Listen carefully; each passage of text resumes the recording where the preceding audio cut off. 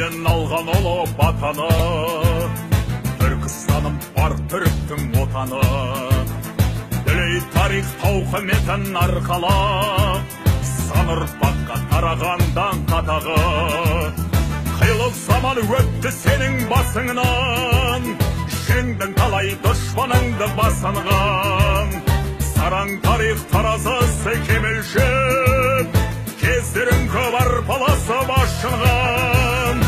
Түркістанды толтығып, түркілегі түрленіп, жас ұрпағы ой түйіп, алар тілін, тарихымен біліп. Ал енді бүгін барлығымыз осылай тарихи уақиғаның куәсі болып отырмыз.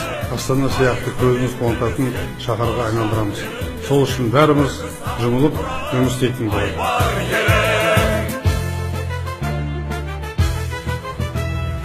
Санамызды сарғайтқанда сан сұрақ, бостандықтың атты таңы жарқырап, күллі түрік әлеміне нұр шашқан, Түркістанда жанды өшкен жан жырақ.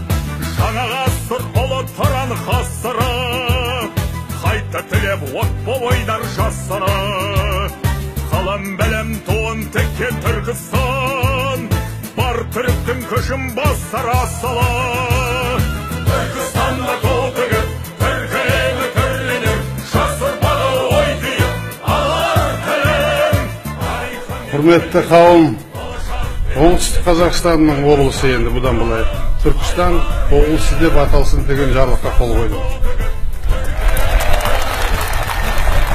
Бүкіл түркі әлемінің рухани мәдени ордасы Түркістан қаласы облыс орталығына айналды.